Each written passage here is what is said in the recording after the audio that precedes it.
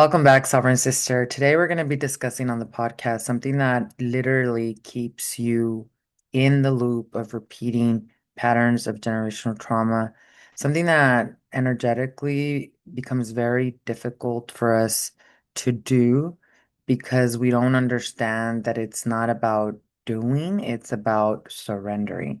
And what I'm referring to is forgiveness. And I know before you run away from this episode thinking to yourself, there is no need for me to forgive. I want to remind you that when we relate to forgiveness, one of the biggest sayings around forgiveness is not forgiving someone else is like you drinking poison and thinking that the other person will be harmed. That truly is a testament of how incredibly damaging resentment and our inability to forgive can be to your body, to your mind, and to your soul.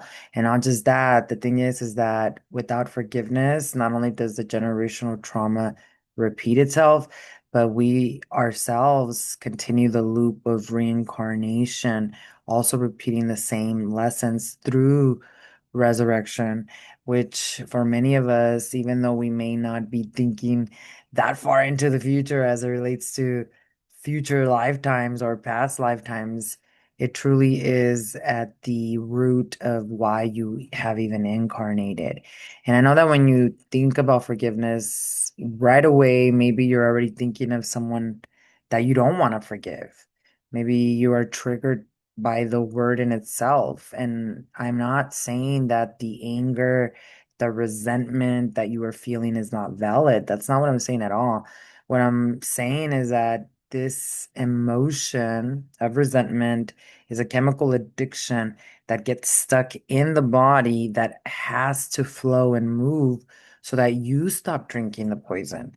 And that's exactly what we're going to be talking about today. Because remember, when you don't forgive someone, you're the one that's lying awake at night, super stressed out and upset, while the other person might just like not even care anymore. And that's why resentment is so venomous because it has the components of our hormonal chemical secretions that actually make us very ill.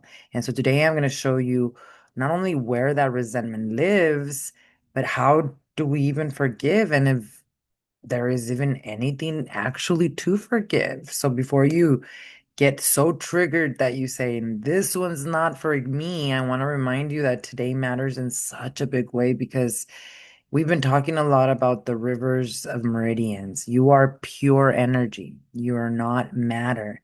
Emotions are energy in motion. And last week on the podcast, in case you missed it, check it out here on the podcast. We talked about these rivers of meridians or nadis where emotions are supposed to flow through you. There's nothing wrong with emotions, but when there is no flow, it turns into our identity, it turns into illness. And so, as you remember from last week's podcast episode, we looked at the meridians, we looked at fear particularly. And we have to address fear first because you truly do have to learn to feel safe in your body before we can talk about these things like forgiveness or grief, which we're going to talk about next week, which are all incredibly relevant and important as it relates to ending the cycle of generational trauma in your lineage. So if you missed that episode, check it out below. I'll link it here in the description. By the way, thank you for subscribing. Thank you for being an incredible sovereign sister and being part of our movement. So if you're struggling yourself with fear, we're talking about the kidney and bladder meridian in that podcast episode. So go check it out. And today, in this podcast episode, well, we're going to look at the meridians again, but now we're going to look at forgiveness. We're going to look at resentment. We're going to look at particularly what's the science behind this and also the spirituality, the metaphysics of, well, how did our brother Jesus Christ forgive? How was he able to be on that cross and say himself, forgive them, Father, for they know not what they do? Because it has nothing to do with the fact that he's better than you and that he's doing things or he did things that only he could do. Remember, he also said, you will go do bigger things than I have ever done. So there is a metaphysical component to forgiveness that once we understand it as it relates to our identity, while at the same time we take care of our physiology, which is the resentment that is literally an addictive pattern in our body, then together can we truly understand that, hey, maybe there was even nothing to forgive. So today, what we are covering is exactly the point of where in your meridian system, the pathways that carry prana, carry emotion, does resentment live? Why does this become a chemical addiction that the brain simply cannot live without? And we're going to look at these two meridians and also the organs that are affected by this, the liver and the gallbladder. And we're going to look at how resentment gets stuck, how it moves, especially through the maternal lineage, and how it shows up in your life, in your body, in your relationships. And then we're going to look at the truth about forgiveness, the science of what it does in your brain, in your nervous system. How do we actually move it? Because we can't talk our way out of it. And then we're going to look at the two specific phases of healing so that as you begin your journey of generational healing, healing yourself and seven generations before and after you, you don't feel like you're behind or you're not doing it right. Because these two phases are absolutely crucial and you cannot bypass one or the other. You may be the one who wakes up between 1 and 3 in the morning wide awake, and it's because of the fact that there is resentment. There's replays of arguments that you've had, rehearsing apologies or rehearsing an apology from the other person that will never come. And in the daytime, you just try to hold it together, right? And then all of a sudden, in the middle of the night, you're wide awake. So if that's you. None of this is random. This has to do with forgiveness, resentment, and it has an address in your body that we can pinpoint and we can allow itself to be alchemized and flow. Because emotions like resentment, like anger, they're not the problem. The real blockage is the fact that there is no flow, that you're not alchemizing that you're not processing them. And it's impossible to do it through willpower because it has everything to do with your biology, with the nervous system, and its capacity to be able to do that. So, going back to the meridians, as you remember from last week's podcast episode, and always again, thank you so much for being a sovereign sister. If this resonates already, please drop a heart, a comment below in the comments. Let us know where you're joining us from in the world listening. And also, thank you. Thank you for being part of the Sovereign Sister movement. I am Veronica Barragan, Kundalini Yoga therapist, and also the founder of the Summer Sister movement with God and all of you, as well as the author of Tending the Ancestor Garden, Reclaiming the Sanctuary, my own personal journey, the quantum physics, the science, and the Kundalini Yoga therapy and Christ consciousness teachings on how to heal yourself and seven generations before and after you. So thank you for all of you that have ordered the book, that are on your journey also of breaking patterns of trauma in your lineage, getting to the root cause. So I want to take us back first before we get into actual forgiveness and just want to remind you all that we've been talking a lot about the meridians and we know them as the name meridian from Chinese medicine. As a Kundalini Yoga therapist, we also know work with them as nadis. And what these meridians are basic pathways of chi energy. And these pathways I'm going to show you today, particularly the liver meridian and the gallbladder meridian, because we're going to be working with resentment and forgiveness. But these pranic, basically rivers, are supposed to allow emotions to like really move and flow through them. For example, today we're talking about resentment and anger, which is very much tied to what is known as the liver meridian. And then next week, we're going to look at grief, which is the lung meridian. And we're going to look at curses because grief and curses, my goodness, go hand in hand. And all of this is connected to organs in your body, the rivers of meridians, but also to the fascia, which you'll know that I talk a lot about fascia My husband says it's called phasia. I like to call it phasia. But there's a lot of modern research that reveals that these rivers of energy are connected very closely to this web of connective tissue that wraps around all your muscles, around all your tendons and organs into the brain, which this phasia in itself, I mean, I would have to do like a complete new podcast episode on it because it's just so fascinating in how it is piezoelectric. It stores memory. It sends signals to your body based on that memory. It is also very much needed to keep it hydrated. That's the flow that I'm referring to. But the problem here is that when there's a lot of chronic stress in your life and also complex post-traumatic stress, which PTS turns into complex post-traumatic stress when it's basically not dealt with. And then that impacts also your fascia, which is very much kind of like dehydrated and it stores all these memories of all these traumatic experiences, which is then sending these signals to your body. So this is why your body or you don't necessarily feel safe in your body. While the meridians, they all run through this system. Then we also have different ways of how we ourselves experience stress, which causes a lot of different structural issues, right? For example, muscles tightening, the pulling on the fascia, which creates pain. There's also many different physical tensions and ways that our body is constantly communicating with us, telling us, hey, I'm dehydrated, not in the fact of I need water, although that's a big part of it, but more I'm dehydrated because these emotions that you are having, which are not the problem, they're just not flowing. And because they're not flowing, they're taking up the hydration, which are causing us to stay in stagnation. Because remember, when an emotion does not flow, it gets stuck in a particular point, which I'll show you today, and then it becomes our identity. And then it becomes a self-fulfilling prophecy, which is why in Kundalini Yoga, we call these meridian points nadis. They're energy channels. You have about 72,000 mapped in your entire body.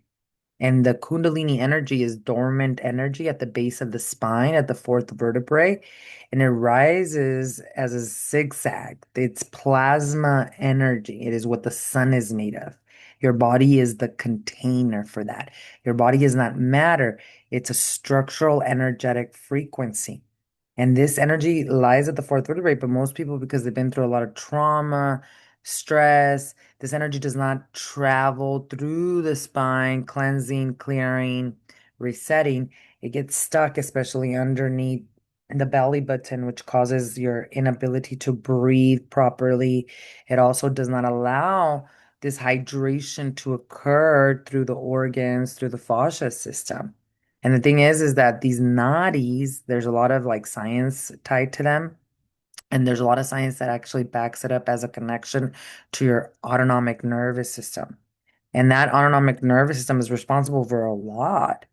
We also work specifically as it relates to the autonomic nervous system to what we call as yogis and Kundalini yoga therapists as the Sushumna. And that's your central channel, that's the spine, which is why a lot of people that have experienced trauma patterns in the womb as children, you often correlate that with spinal issues, right?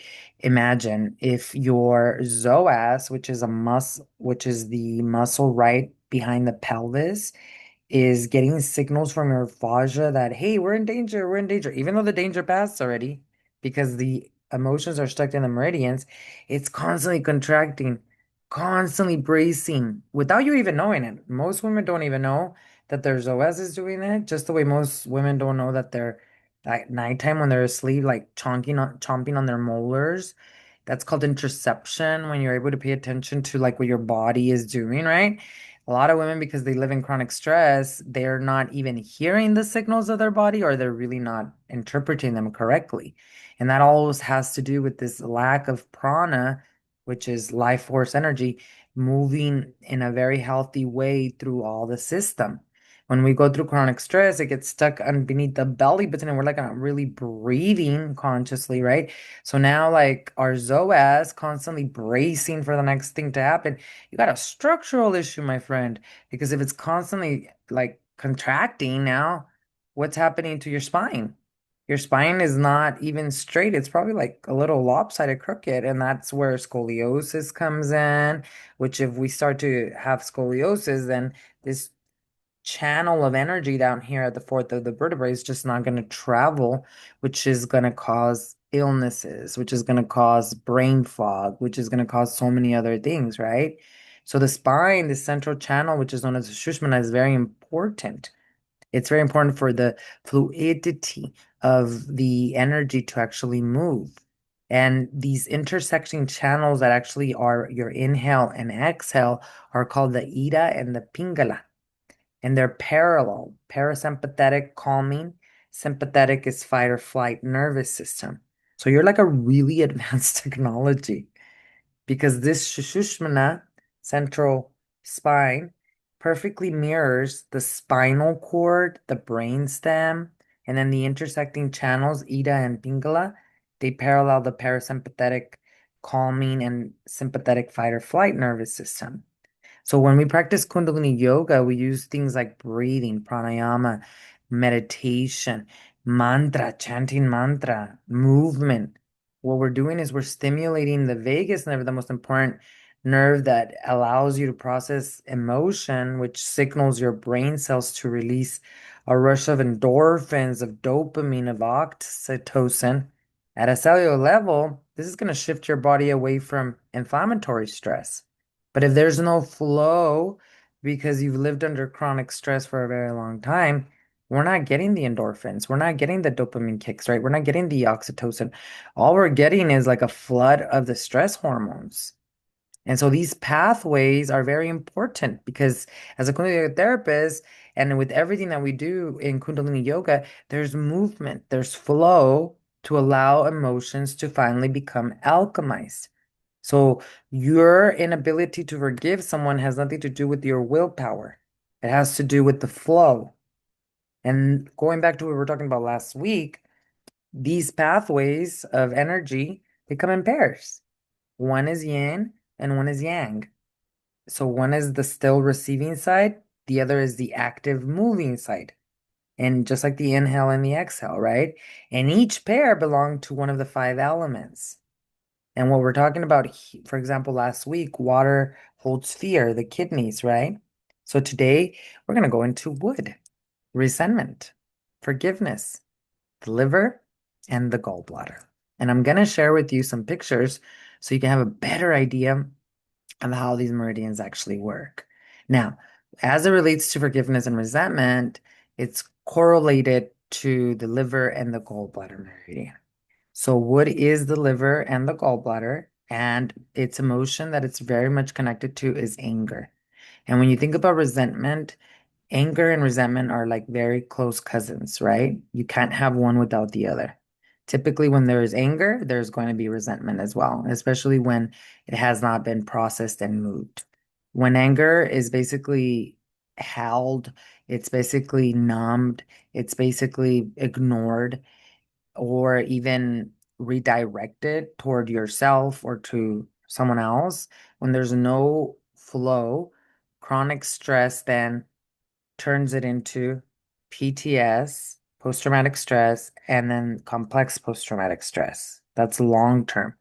And I don't call it disorder, PTSD or CPTSD, because there is such a thing as PTS growth and CPTS growth, which means people can heal from this. So calling it a disorder makes it feel like you're going to have it forever. That's not true. We can change that. And there's not just scientific studies on that, but my own clients, myself, and obviously all the practices of Kundalini Yoga that literally point to this. So when there is chronic stress and it turns into complex post-traumatic stress, literally your personality, there's the psoas that is constantly contracting, and then the brain connection and the fascia, all that produces chemicals in your body, hormones. So that's what resentment is. It's a hormonal component of these emotions that basically have not flowed and moved through the system. And that is why we need the flow, why we need to address it as the chemical addiction that it is. Now, going back to Chinese medicine, very similar teachings to Kundalini Yoga, the liver, they call that the general. And it's in charge of planning, of vision, of seeing where your life is going, right? The gallbladder is its partner, and it's basically its right hand. So the liver will see the path, and the gallbladder makes the decisions and the choices along that path. So when this pair is healthy, you're going to see your life very clearly, and you're going to move forward on. You're going to have vitality to do what you got to do with courage. And here is the liver's most important job. It keeps prana, life force energy, flowing smoothly through your blood, your organs, and your emotions, right? But when the liver is working like it should, because there is a flow of prana moving through it through meditation, right? The gym is not enough, ladies, because the gym is only maybe moving the structure of your or the energetic structure of the physical body, because you're 10 layers of energy. You're not just a physical body, but it's not working on the other nine. So that's not movement. When I talk about movement and flow, I'm talking about somatic approach to this, meaning meditation, specific breathing, specific mantras, which are sound, a frequency that is going to allow that flow to occur, and it's going to hydrate your fascia as well. So in this situation, when it comes to anger and resentment and lack or inability to forgive, we're talking about the liver and the gallbladder. So the liver gets to see the path, the gallbladder makes the decisions. When we're healthy, we can have anger and resentment and it'll move through us instead of becoming our identity. So anger in itself is not the problem. In fact, anger is a clearing force. It rises when something is not aligned with your values, right? And then it's supposed to rise, you're supposed to feel it, and it's supposed to pass through you. A healthy liver will take anger and turn it into like information, or can turn it into like vitality. It, a healthy anger or a healthy liver can actually turn anger into faith, into wisdom, into the courage to actually make a change, right? The thing about this is when we hold it, when we fixate on it. And that comes because of an untrained mind, which is your ego perceiving the world through the eyes of pain, and also because of the meridians. If there has been no flow, for example, when an animal like a zebra gets chased by a lion in the jungle and the zebra escapes, the first thing that zebra is going to go do is going to go shake his body or her body like it's never been shaked before, because the nervous system did what it needed to do. It raised its chemicals. Like for you, cortisol and adrenaline. The lion is coming. Run, run, run, run, run. Go shake it off now, so that the flow can help move those emotions. We as human beings have not been taught to do that, or we've never done that. How many times have you felt that maybe your values have been really threatened? Perhaps you feel like somebody attacked you or somebody did something to you where you didn't have movement. You basically just kept going on with life, like, just got to figure it out. That is what I mean by emotions becoming stuck and then becoming your personality, which then becomes an illness. Now, resentment actually gets stuck a lot, and a lot of it has to do with the maternal lineage. Yes, the father is definitely involved, but the maternal lineage really needs to be addressed, because when we think about our mothers carry us in the womb. Our mothers are the ones that we are supposed to co-regulate with. It's a scientific fact that as children and as adults, we need community. We need to co-regulate with our moms, especially at birth, just as much as we would need food, as much as we would need water. So when our mom is going through postpartum depression, which, my goodness, so many women go through that and just don't even talk about it because there's shame, there's guilt, right? And I really do believe that the level of postpartum depression you go through, of course, it's tied hormonally, and you can check the science on this, but it is also tied to your own experience with trauma.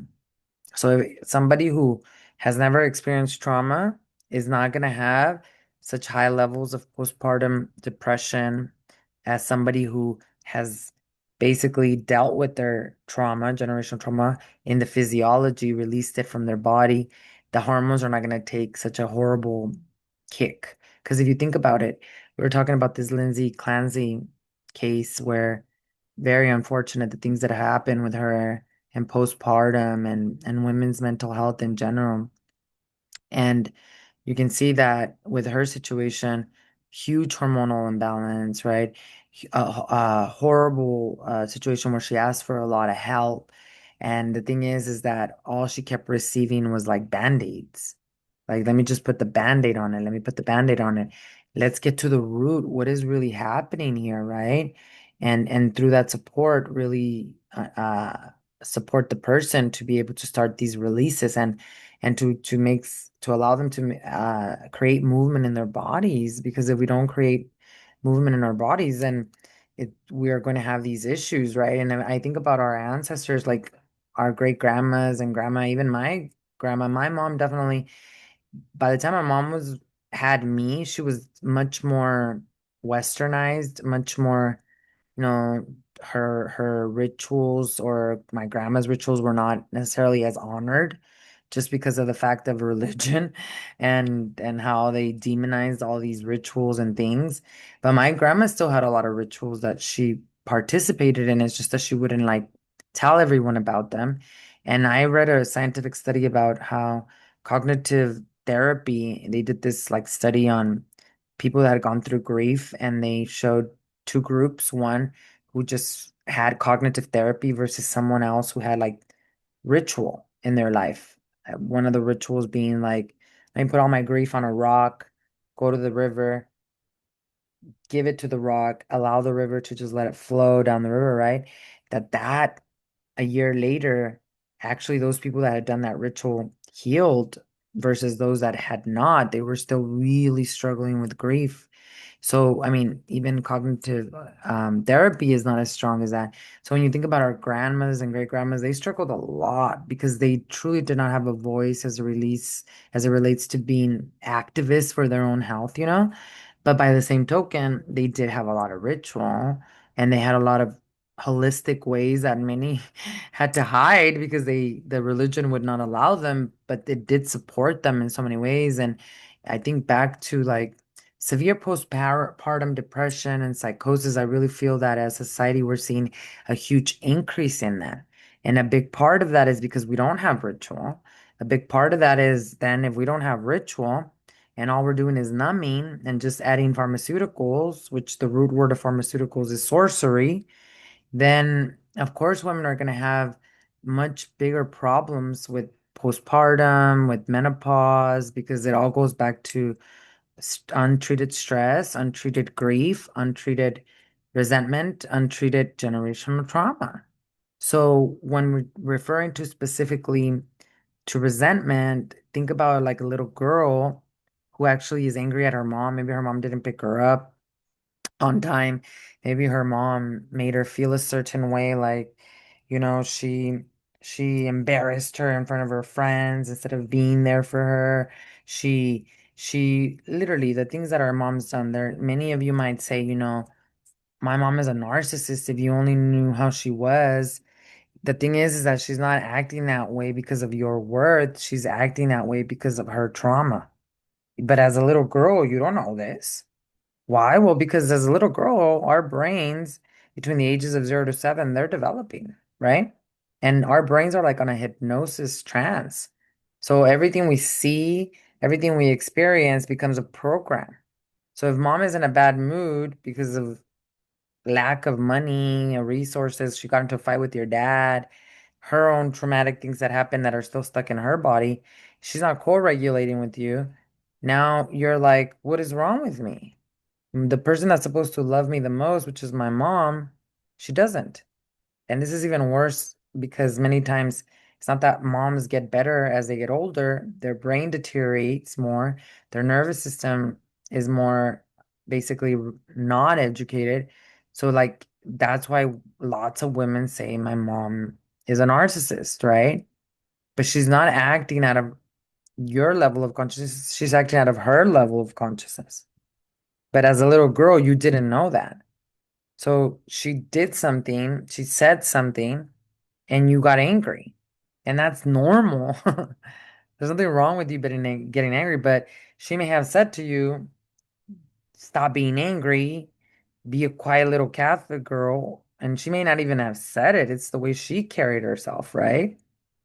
So you were never allowed to show anger. You were never allowed to feel it. Some of you as adults might hear things like, blood is thicker than water. You need to just forgive your mom. You need to just forgive. To say that to someone who has not done the physiological work of releasing it from their body is pure torture. Never say that to someone. Don't tell somebody that they should forgive because that's infuriating. And it's not because they're conscious, it's because of the fact that these emotions are stuck in the body. For as you can see, and we'll go through it today, forgiveness is layered, but it has to start in the physiological part of the body. And it also has to be addressed in the identity, in the mind. So as a little girl, as much as we would try to convince you that your mom just was doing the best she can, you don't understand that because your brain is being wired. So now your mom is overwhelmed, and now you're the little girl who's learned to swallow her anger because she just wants to keep the peace. It's a survival instinct. We want to be accepted into our families, into society, right? Into the mini cults that many of the families actually are. So the anger, it doesn't move.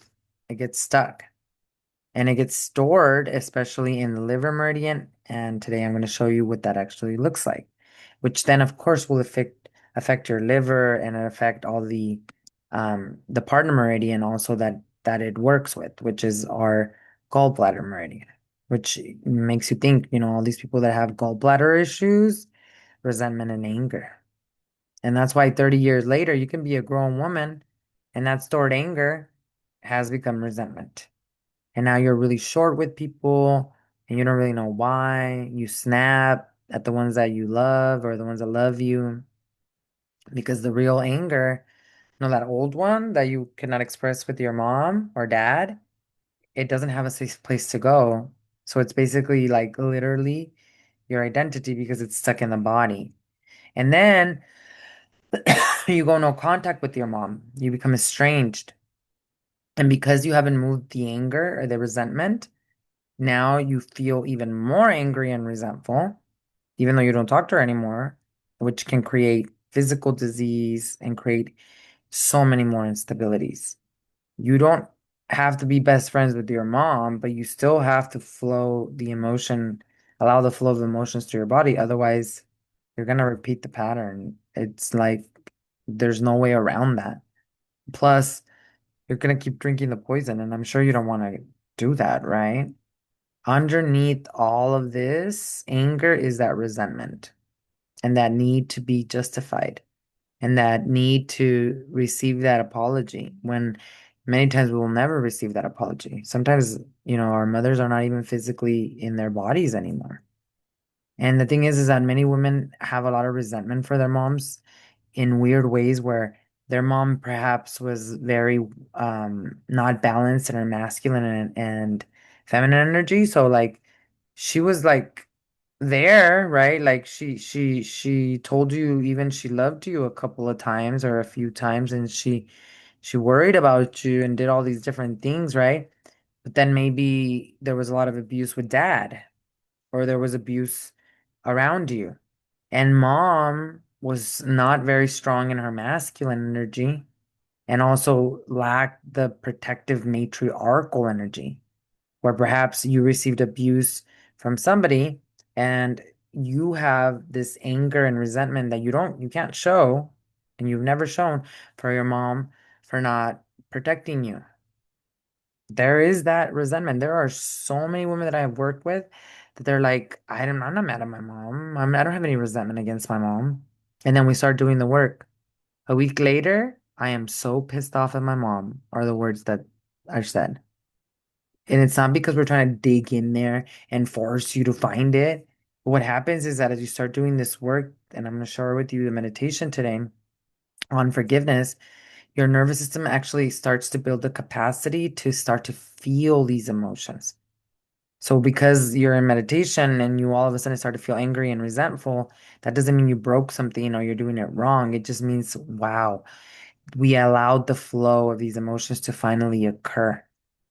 And also when you're working with fascia, as a reminder, meditation might hydrate a certain area, right? But that's gonna release stuck emotion, which is why many times when you're practicing Kundalini Yoga, as much as you want it to be all love and light, you're crying, you're angry, all this stuff is coming up.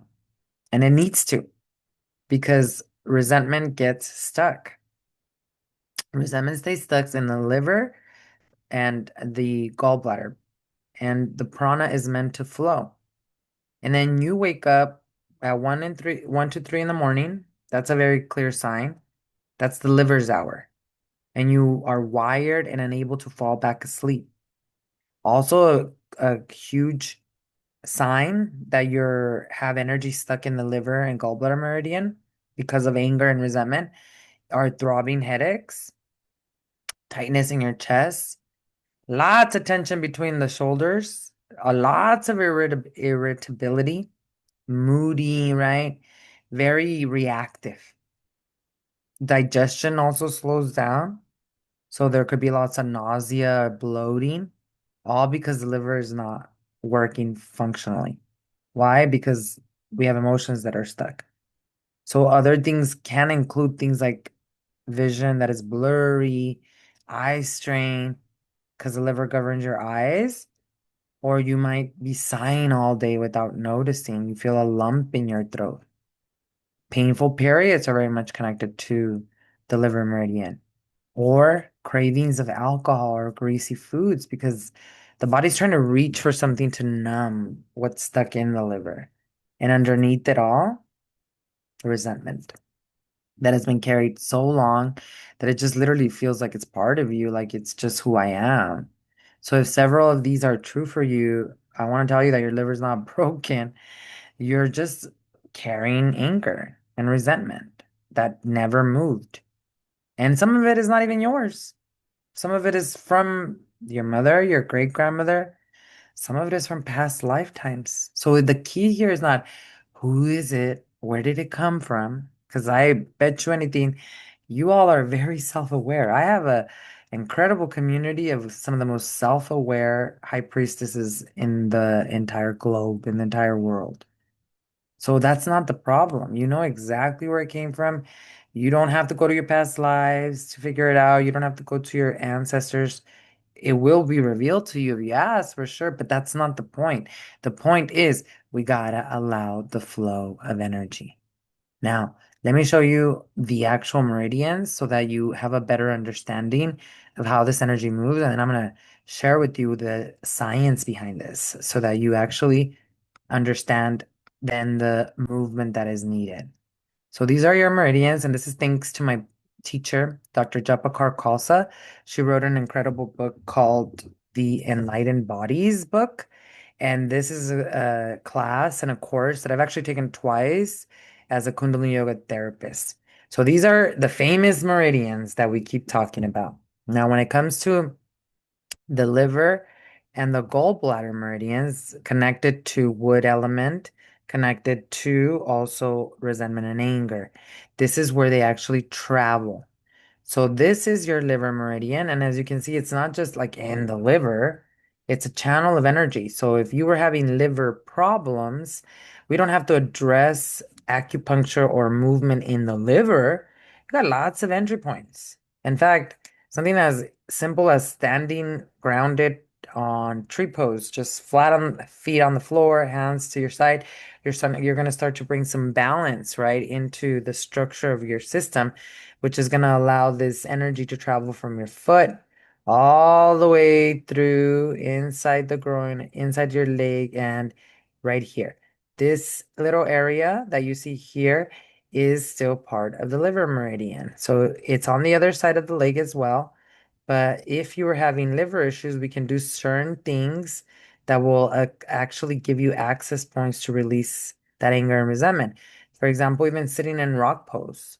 So if you're like sitting on your knees and your knees are on the floor, you're creating pressure here that is then opening up the flow of prana to whatever anger, resentment might be stuck. Now, remember we talked about the pairs. So the pair to the liver meridian is going to be your gallbladder meridian. I think the gallbladder is actually one of the coolest meridians because of the way it moves through the head. But as you can see, the gallbladder meridian, look at the position that he's taking. He's in triangle pose. And that liver meridian goes all the way from the little pinky, goes up into zigzags, and it moves all the way to the top of the hip, to the side, makes this little beautiful movement. And then look at the head. I think that is so fascinating. All these different areas, which by the way, you have fascia all up in the brain head area as well, too. So, for example, if you're struggling with your liver and gallbladder or gallbladder, I would say go into pose of triangle for 1 to 3 minutes a day. That's going to support you in releasing this resentment that is stuck, that is creating your identity, that is creating your illness. But there are also many other points. Even lying down in savasana where your body is to the side. Now you're creating pressure on the side of your head and on the side of the body. So it doesn't always have to be an entry point where perhaps maybe you have an injury and you cannot do a triangle pose. Well, don't worry because we have mantras you can chant. We have breathing that you can do as a pattern sequence that will also begin the process of opening up these meridians. So when you have emotions that have not flowed, they may get stuck here, here, here, here, anywhere in these meridian points. And that's where Yoga comes in to create the movement to release that. So isn't that fascinating? I absolutely love meridians because they really get to the root cause of why you're having the issues that you're having. And it's important because when it comes to emotions, it's something that has to flow, not something that there's something wrong with us. Now, the science around this is that when you are constantly like rehearsing an old story or an old wound, then you're lying in your bed. All of a sudden, you're being woken up at 2 in the morning because that's when the liver is the most active. You're replaying what that person did to you, what happened to as a child, right? The thing is that your body's not gonna know it's a memory. So it's going to respond as if it's happening right now. So your stress responses are going to switch on. Your heart rate is going to change. Your stress hormones are going to flood your body, right? Even though this happened 20, 30, 50 years ago. And that's why resentment is so exhausting because you constantly live in the injury again and again. And every time you think about it, you're like back there, right? So this is real damage over time. I mean, think about it. Like when you're thinking about anger, stuck anger drives the body's energy way up. Like I'm talking about chemically, right? Which is why even when you look at our indigenous ancestors as healers, they connected it very often to headaches, to ringing in your ears, to high blood pressure, to acid reflux. That was another big one. Why? Just because it's stagnant. Digestion is going to slow down. Of course, imagine if your digestion is slow, that means you're not processing emotions. Then of course you're not going to be able to process food. So we understand through old wisdom, through ancient wisdom, that our bodies are incredibly intelligent and enlightened, and they do know how to heal themselves, but we can support them a little more by adding the flow, by adding the movement, especially when you know that if you're dealing with heavy levels of resentment and anger, that there's a particular address in the body that we can go, hey, knock, and be like, hey, it's time to release, right? And this is especially true when it comes to resentment and forgiveness. Because I love talking about forgiveness because most people don't understand forgiveness for what it truly is because it's so difficult to do. And the only reason it's difficult to forgive is because It's impossible to forgive if you have a chemical addiction to resentment. If you have these emotions that are stuck in the meridians, you're not going to feel safe in your body. You're not going to feel safe to forgive. You're going to feel resentment. You're going to want justice. You're going to want the other person to hurt, all these different weird things, right? Instead of you using that energy to go create a beautiful life, right? We like re-identify ourselves with victimization. And we're not trying to pretend that what happened to you didn't occur. It's just, again, you drinking the venom versus moving on, right? And that's why we have to get to the heart of forgiveness. And I really want us to hear this clearly before we completely shut it out and say, no, that's not for me. Most of what you were taught about forgiveness is exactly what keeps you stuck. So I'm not going to share with you something that's going to keep you stuck. As much as what I'm going to share with you might trigger you, might make you really question whether this is even for you, the truth will always set you free, as uncomfortable as it is. And so we do have to address and make a statement that forgiveness is not about letting someone off the hook. Not at all. It's about taking your energy back. There was this one person inside of our live community. As you all know, I go live on TikTok Monday, Wednesday, and Friday for our generational healing sessions. And they were talking about forgiveness being a way, basically the reorganization of the cord that resentment has created between you and that other person. And I was like, that is a novel idea because literally that's what it is. And if we saw it that way, we would not get stuck in shame and guilt like we do. I mean, think about it. Basically, forgiveness is a some kind of energetic cord that was created that is keeping you looping and attached to that other human being. That's exactly what it is. So what do we have to do? Reorganize the cord, cut the cord, right? And that's done energetically. That's not done physically because even your body is not a physical matter, right? So forgiveness is your ability to say, you know what? I'm not going to give attention to something that I can't even control because you can't even control the other person. Many times the other person's not even in their body anymore. They've already transitioned. And here you are, still holding on to that resentment, which, by the way, becomes a pattern in your nervous system that your children are co-regulating to. It's not worth it. When we are holding resentment, we're the ones taking up the poisonous chemicals, right? We're the ones lying awake. The other person, asleep. So we've been paying the price for way too long on someone else's unconsciousness, and we pay the price with our body. Forgiveness stops that energetic transfer. And it's not saying that what happened was okay. I think that's why so many people get so angry with the word forgiveness, right? It does not make cruelty acceptable. It is deciding you will not carry the poison anymore. And that's exactly why forgiveness is layered. But understanding forgiveness the way I'm going to explain it to you right now changes everything from something hard to do into something natural. Because forgiveness actually is an illusion. I know you're gonna be like, what are you talking about? Do you understand what happened to me? And I know it sounds strange. So let me break it down to you because this is really liberating and freeing. And you're here to reclaim your sovereignty. You're here to reclaim the sanctuary. Now, stay with me here. When we forgive someone, we think we're doing something like super dramatic, right? Like, oh my God, I forgave them. We are reaching into our hearts. And then not only are we forgiving them, but we're changing that person's status from guilty to innocent.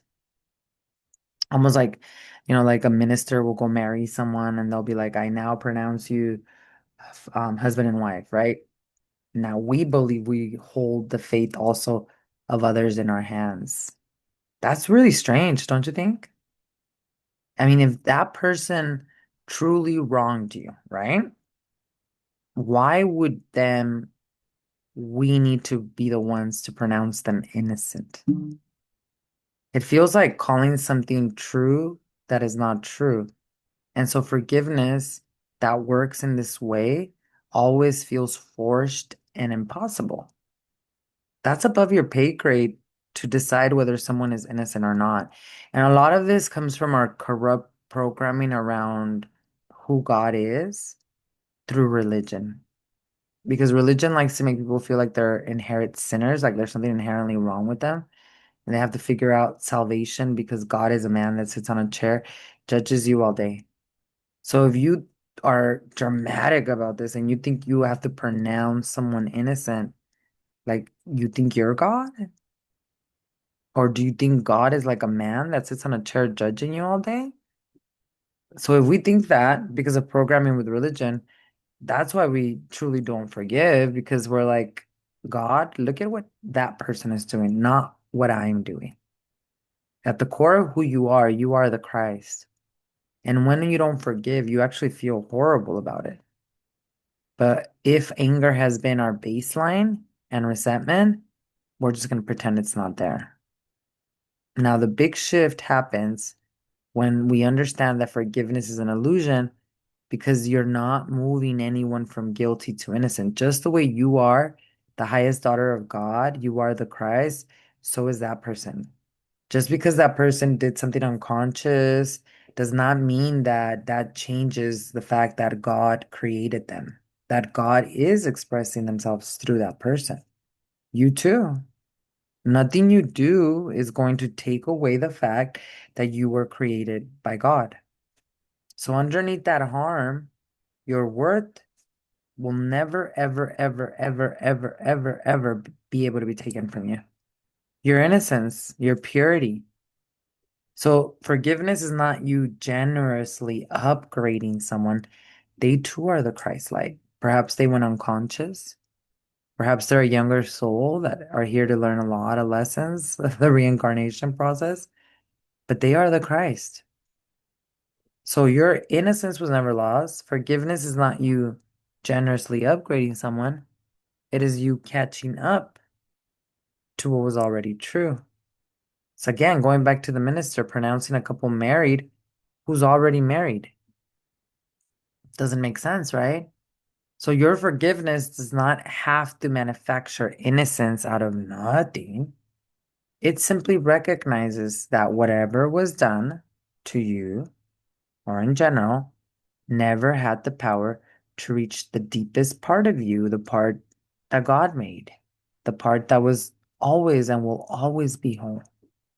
And this is very important because it does not mean that the harm didn't happen, right? That the pain didn't happen. And it doesn't mean that it didn't matter either. It means that even real harm, even attacks, never touched your true worth, just the way Jesus Christ. He practiced the science of Kriya Yoga. When he was on the cross and he said, Forgive them, Father, for they know not what they do, he had learned to transcend the body. He realized that all these people that had conspired to put him on that cross, they did not know what they were doing. And why? Because he knew his worth. He knew he was the king, a king. He knew he was the son of God.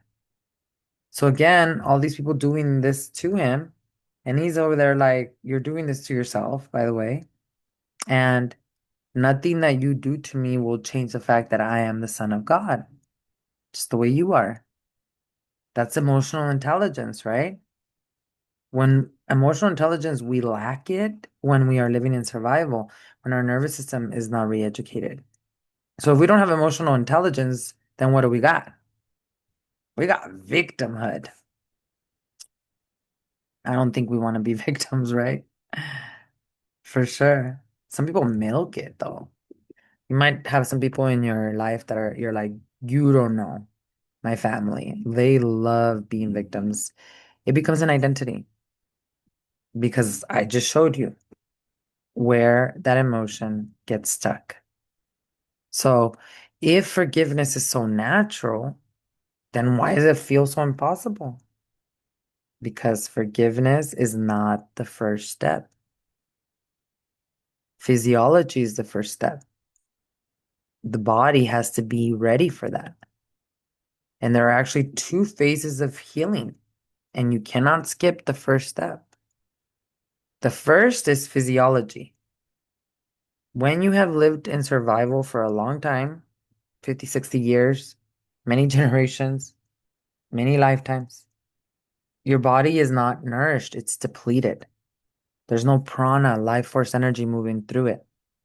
And maybe you're a woman who leans more toward like freeze nervous system, right? You numb down, you shut down. Or maybe you're on the other spectrum or on the other extreme, which is hypervigilance, where you're somebody who's like needing to control everything, like you're planning for the worst case scenario in every part of your life.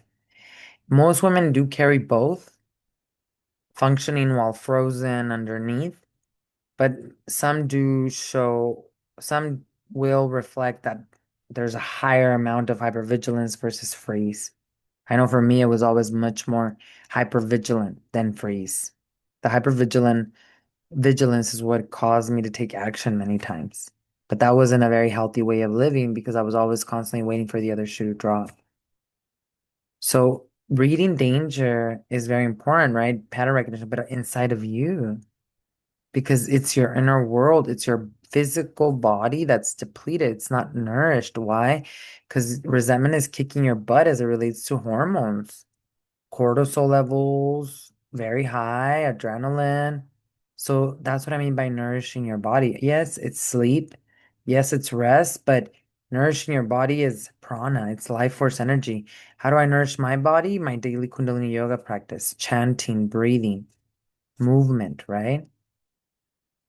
So what happens is that there's a part of you that is stuck in this functioning freeze or fight and flight, right?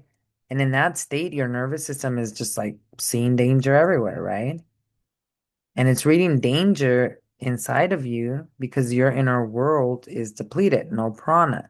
So that means cortisol is up, nourishment is low for your body. And then the organs are completely strained.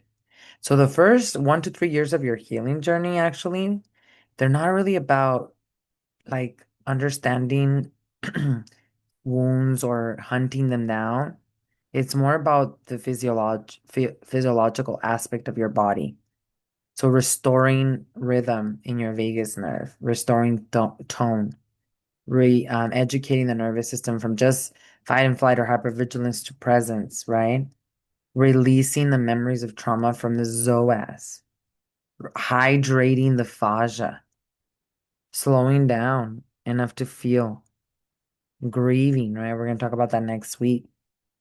When we do all of those things and we address our bodies first, now you're stabilizing your physiology, which is going to change and stabilize your brain, which is going to stabilize your emotions. So that's the foundation. Forgiveness cannot be done, expected, received on a ground that is dehydrated, that is depleted, that basically there is no flow of emotions. And that's why it feels impossible. It's almost like you were asking a starving body to do the work of a nourished one.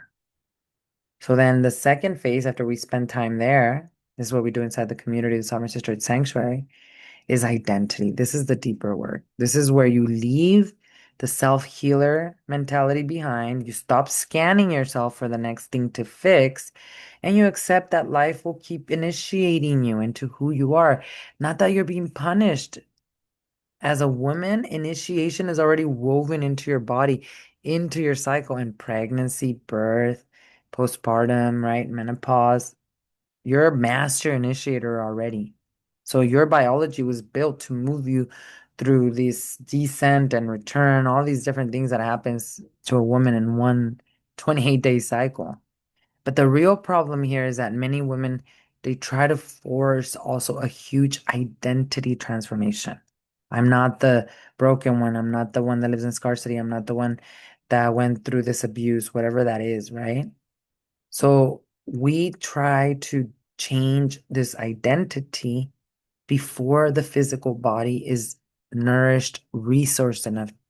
And it's impossible to do that. You're going to loop.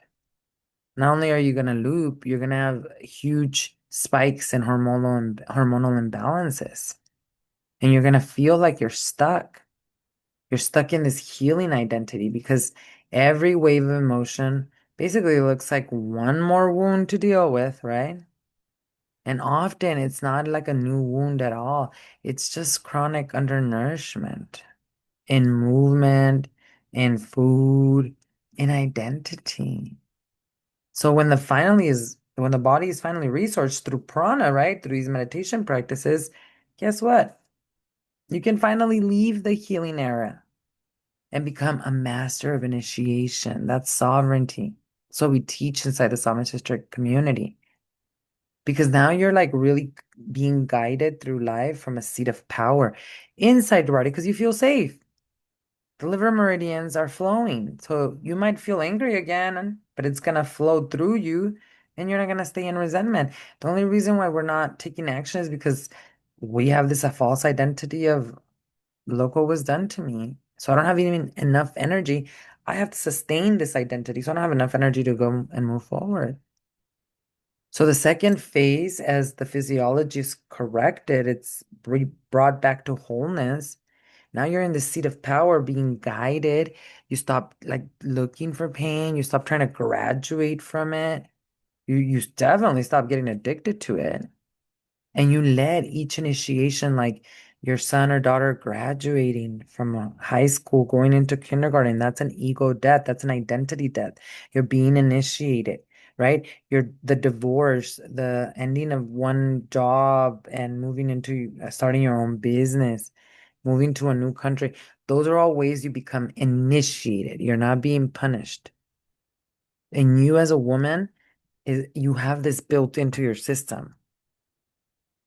So the key is building Noah's Ark before the storm is here. It's going to be much more difficult for you to raise your pranic levels, to work with your nervous system and brain when you're in the middle of a huge storm. Not impossible, but just a little bit different, right? Versus if you have a daily practice, right? And that's why when we think about forgiveness, it becomes possible in the second phase because you're not forcing it from a depleted, undernourished body that is still reading everything as a threat, your nervous system and your brain. You are releasing it from a body that has been fed. I'm talking about prana and oxygen. An identity strong enough to see and to set that resentment down without losing yourself, without being a doormat, right? And the identity work is the deepest work that you will ever take on. It is a part where you can feel lost again, especially if you have had many identities collapse at once, which I noticed that they typically do happen that way. It always comes in threes, right? And that's the work that we are actually focused on in the sanctuary. This month of August, particularly the physiology and identity together of the mother line, of the cosmic mother, of the pranic body. So if you're interested in joining us inside the sanctuary, I'll link it below so you can find out more about this month's focus. And honestly, we talked a lot about the physiology, we talked a lot about the body, we talked about the meridians, but we cannot skip over the mind, which is your identity. Now, I want to remind you that Jesus Christ said, if ye forgive men their trespasses, your heavenly Father will also forgive you. And Peter asked how many times to forgive. Remember that? And Jesus tells him 70 times 7, which means what? Sounds annoying, right? Like, oh my God, are you kidding me? I have to forgive this person 70 times 7. So you might want to like sit there and count how many times you've done it. Because once you get to 70 times 7, you're good. But what was he really trying to say? Jesus was trying to say that when you forgive, you basically have to keep forgiving until the charge is finally gone from your own body. Going back to what was said on my chat in the live, reorganize the cord that resentment created. And that's exactly what Yogananda taught. You know that I am a huge student of Yogananda as well, and the science of Kriya Yoga, which I talk a lot about in each of my chapters of my book. The meridians are addressed in chapter 5, which is the physical body. But Yogananda, a self-realized master who teaches us the teachings of Christ consciousness of Kriya Yoga, what Jesus Christ really came to teach, right? What he would say is that peace is actually your natural state, and that holding resentment poisons the one who holds it, as many of us know. So you forgive not to excuse anyone, but to free the prana in you to flow again. And there is one type of forgiveness under all of it, the deepest type of forgiveness, where you have to remember that you are a soul, right? Having a human experience. And like almost every soul, you forget your origins.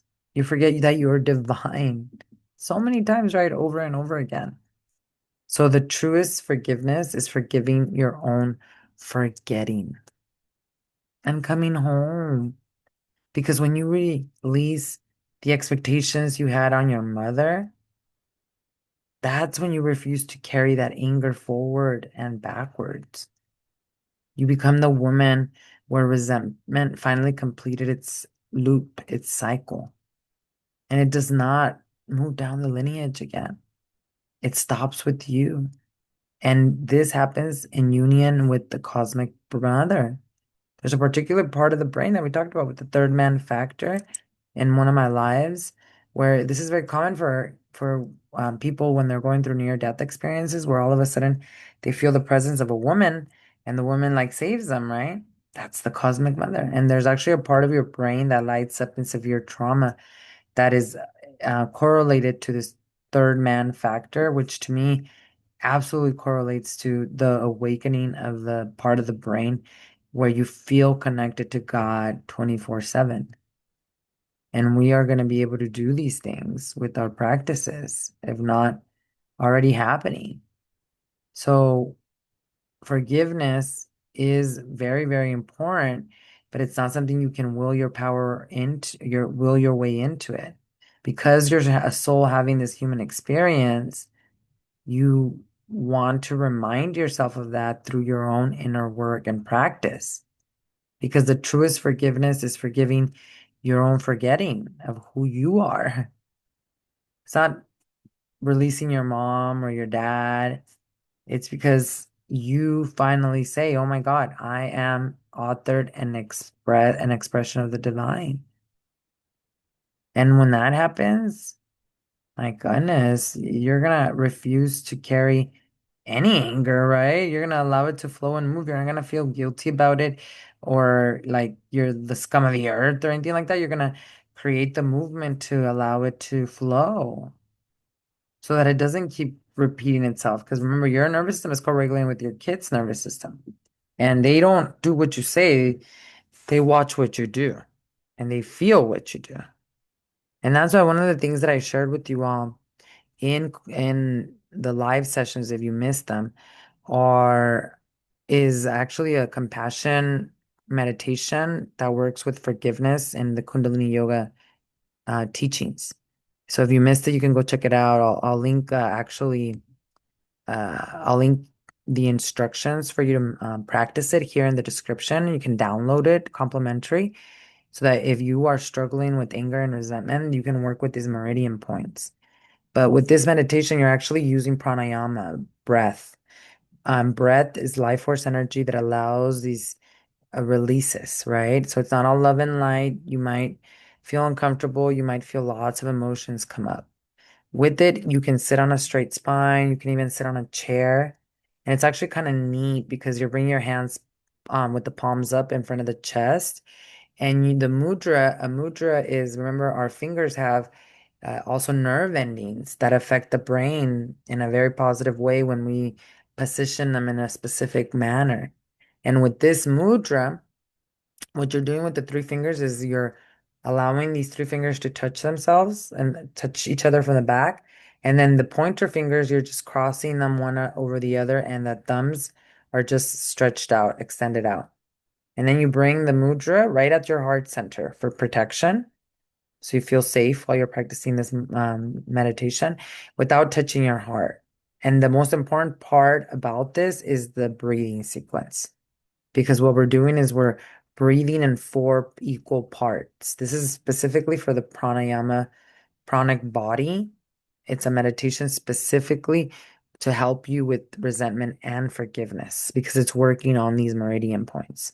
And pranayama, which is breathing, is a very fast entry point to do that.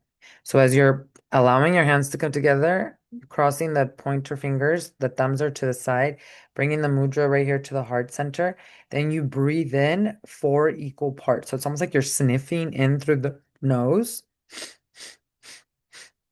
and then four times, and then you're going to hold the breath in 4 seconds as well.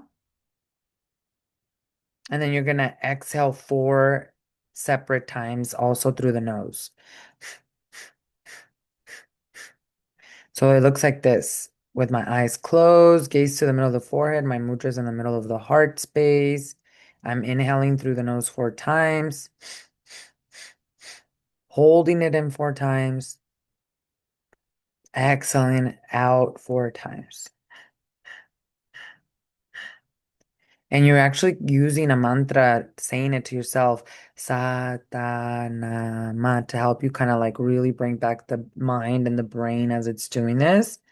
And the cool thing about this too is that you can extend it. This is for beginners at four equal parts, but you can actually take the breath to eight sequence, 8 inhales, sniffs, hold it in 8 seconds, release eight, and then go up to 12, and then go up to 16. But build up for that. You don't want to start at 16, especially if you're new to Kundalini Yoga. Pranayama in itself is very activating and can be very impactful very quickly, but it can also be very destabilizing and it can cause many times dissociation and depersonalization. This is why I'm sharing with you this one particular. It's called the compassion forgiveness meditation from Kundalini Yoga because with the four sequence, what you're doing is safely building capacity in the nervous system and you're also expanding that lung meridian to support you as you allow that flow of liver, gallbladder energy to move through every meridian point. Because remember, with the actual meridians, they're never disconnected from each other. There's 12 of them, but they run in this constant loop where there's the pairs, but regardless, they are still running next to each other, and one meridian will affect the other, which is why it's so important to come into these entry points.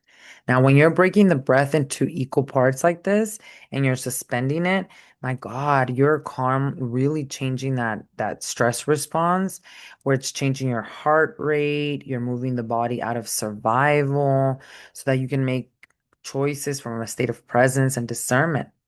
And when you're holding the breath in, for example, with that 4 second in, or if you go up to 16 seconds, that's building capacity in the nervous system. Hey, you know what? We're not in fight and flight right now. We're here in this room and it's safe. So what you're building is this buffer so you stop reacting to things. Because remember, reacting is what puts us back in that pattern. And we want to build capacity so that resentment can finally flow through the system. So when you're even thinking about the mudra, it's drawing your attention here to the heart where mercy rises from. So we're not trying to force forgiveness, I promise you, not especially from your head. You're opening up the channel in the body where compassion actually happens, where it is created. And this meditation, like I said, is something that I'll link below where you can download this PDF, where it's something that you can actually practice on your own. You can start with 3 minutes for sure, and then take it up to 11 minutes. And the key here is consistency. Can you be consistent for 40 days straight, minimum? Because it's through that consistency that you start building new neural pathways, that you start to allow that flow of energy in the liver and gallbladder meridian. And through that, that's what re-educates the nervous system. But you can start with 3 minutes a day. And that is exactly how we end up releasing this chemical addiction that the brain has with resentment, just because resentment is stuck in the liver and gallbladder meridian. Fascinating, isn't it? Isn't it amazing? Like our bodies are so amazing. If we just knew the exact breathing sequences, right? The exact mantra to chant, the exact movement to make in order for all of this to be released so that our children would not repeat that same pattern, we would all be doing it. And guess what? Now you know. Now you're equipped with this incredible tool on your tool belt. It's something that you can integrate in your couch, in your house, at the office, wherever you're at, and it doesn't cost you anything because the medicine cabinet that you're seeking is within you. And that's why these meridians and discussing them and knowing your body is so important. Now, I want to summarize what we talked about today. Emotions live in the meridians, as you all know, rivers of literally where they carry energetic emotions through. They're nadis. Think of them as like rivers, emotions move through them. And prana, which is your life force energy, chanting, which creates life force energy, meditation, which creates life force energy, is what allows emotions to flow. And we looked at also the wood element today, which is connected to the liver and the gallbladder. And that's the pair of meridians that hold this repetitive pattern of anger, of resentment, where we cannot forgive. We saw how that liver keeps prana flowing, how that anger is like a clearing force, nothing wrong with it until it becomes your identity because it's stuck in your body. We looked at how resentment actually gets stuck and how it moves, especially as it relates to the maternal lineage. We saw how it shows up in the body, what happens between 1 and 3 a.m. If you're waking up with the headaches, the tight shoulders, the slow digestion, you definitely have to address this meridian. We also looked at what forgiveness actually is, what it looks like naturally rather than forced, because your true worth was never actually taken from you, regardless of what you've experienced. And we learned why forgiveness has felt impossible. Why? Because it grows only after the fact that we do not address the two phases that we talked about, which is healing physiologically in the body first, build safety and capacity, and identity, which is false identities that were created through the trauma. Now, the good news is that we do both inside the Sovereign Sister Sanctuary, our virtual community of cycle breakers like you, which you can find out more and becoming a member with us and becoming a Sovereign Sister so that you can reclaim the sanctuary too. The link is below so you can find out more. And the last thing that we covered in this podcast episode is the actual meditation I shared with you, how to arouse mercy, compassion, how to release this emotion from the lung or liver meridian and the gallbladder meridian. And you have the specific breathing sequence, the mudra, how to position your hand so that you can actually start your own journey today. So, what are some of the things that you can start doing? Well, you take your energy back, right? So, you can start practicing the meditation. That meditation, practice 3 minutes for 40 days, is going to take care of your first phase, which is the physiology, the body first, so that you can stop living in the chemicals that are poisoning you every single day. Then the other ways that we can, of course, support ourselves is to tend, obviously, to the liver directly. So some ways that you can do this is you can start your morning with especially like warm lemon water on an empty stomach. That's going to support your liver meridian and your liver in general in a very big way. Also adding a lot of leafy greens, like that's going to help you a ton, and beets. The sour foods actually help the liver release stagnant energy.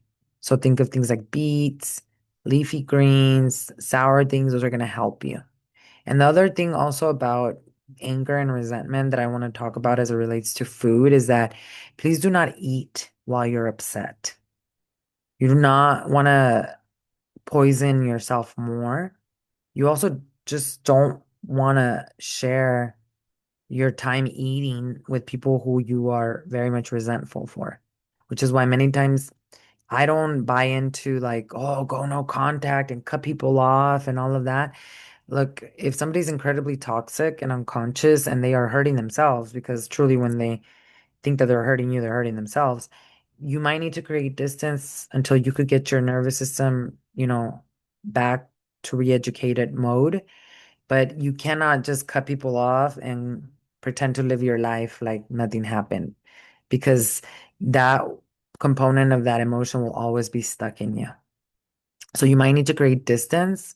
And when you are doing this, especially if you're angry or resentful to someone, do not eat with them just because it's going to cause more toxic venom in your body. So really just try to make it a point to honor yourself, to not abandon yourself, and to work with releasing these emotions from the body. Because if you continue to do that, like for example, people pleasers, a lot of women get sick because they're constantly helping everyone else and they're not helping themselves. And then they expect other people to help them back just the way they helped others. So actually, what's burbling at the bottom of all of that is resentment. And that's what I mean. If you're upset at someone, instead of you trying to force yourself to not be upset, you're gonna have to create some space sometimes because otherwise, not only are you gonna be upset at that person, that resentment's only gonna grow and grow and grow. So you might need to develop some space while you release this from the meridian so that you can eventually have a conscious relationship with those around you, or you can make better decisions about who is going to be around your life and who's not from a place of presence, not from a place of resentment where you are literally being poisoned by your own chemicals. So I know that resentment, forgiveness, and anger in general can be a very heavy subject matter, but I know that you, as a sovereign sister, are more than ready to not only move through this, but to break the cycle. So if today gave you an aha moment, if today moved something inside of you, let us know by dropping a comment below in the comments. Would love to hear your feedback, questions, anything that has come up for you. Thank you so much for being part of our community. Thank you so much for subscribing. Thank you so much for hitting that like button and sharing it with other sisters. The Sovereign Sisterhood Sanctuary is our virtual community where every month I walk you through this journey of generational healing and self-realization with one energetic body per month, directed and focused towards a theme of the generational healing journey so that you can heal 7 generations before you and after you the way I did. We have weekly 3 live classes minimum where I guide you through your own energetic somatic practices so that you yourself can deal with the 2 phases of the journey. We are talking about physiologically and of course in identity.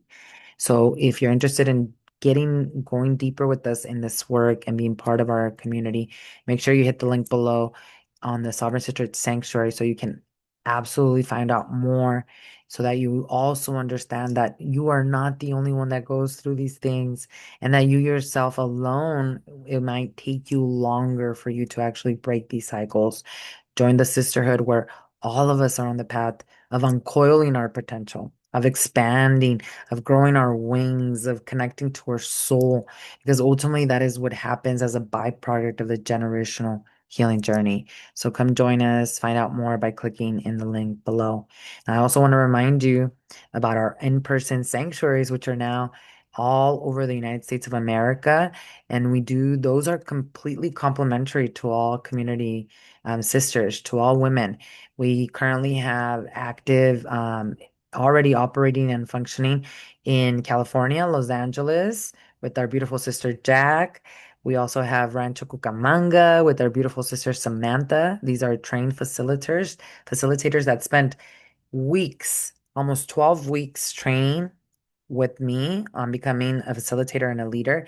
And then we have ongoing monthly training to keep them not only ethical in their own healing journey, but also ready to assist you and to hold space when you do join us in person. Because in person, we're also practicing the Kundalini Yoga meditations to rewire the nervous system and brain, as well as the Christ consciousness teachings. So we have Rancho Cucamonga, Sam, Jack, and joining us in Los Angeles, California. We also have our Phoenix location that's getting ready to launch in September. In California, we also have Christina in the gorgeous Los Gatos city of California. In Texas, we have our sister Leticia, who is actually leading 2 circles, a Spanish one en español, para que todas nuestras amigas se nos reúnan con nosotras. And she's also leading an English in-person sanctuary. So these are really, really exciting times for all of us. And we welcome you to join us. 2 hours a month, complimentary for all women. You can go to the website, link below, sovereignsistersanctuary.com, to find your local sanctuary. We're also launching a whole set of brand new sanctuaries throughout the nation and internationally. So stay tuned as we actually do that as well.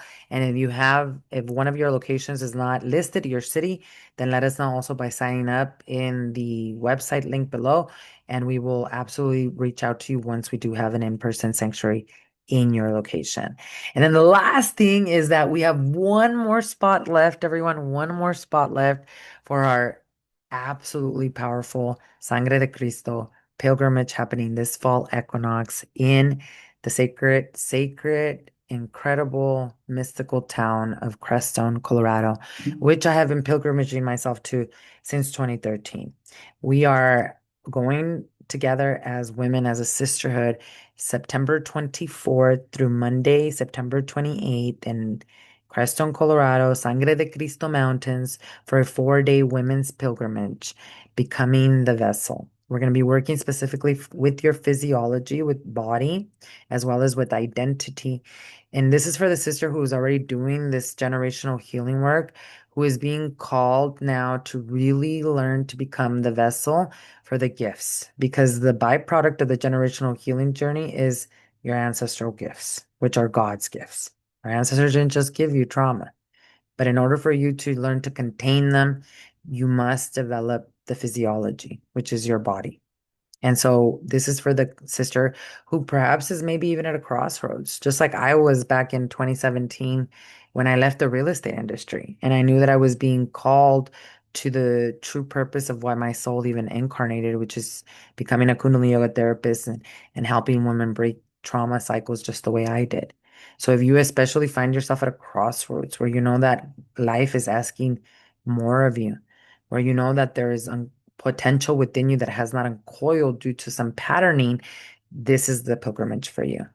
We have a total of 11 seats available, like I said, or 11 seats that are coming, but only one more seat available. So if this is calling to you, then join us. The link is also below so that you can find out more. Very exciting time for us in our community. I want to thank all of you for being not only part of the community, but being instrumental in the growth of our movement and the way that we are all stepping in as the matriarchs that we are, Sovereign Sisters. Thank you for your courage. Thank you for your willingness. Thank you for your curiosity. And I want to remind you all that next week we are going to return back with this discussion on the meridians, and we're going to go deeper into grief, curses, and particularly where in your body we can actually release and return the flow so that you can heal not just yourself, but 7 generations before and after you. Once again, thank you so much for subscribing. Thank you for hitting that like button. Thank you for sharing this podcast episode with one of your other community sisters. I am so excited to see you again in the sanctuary, and I'll see you all next week. Satnam, and remember who you are.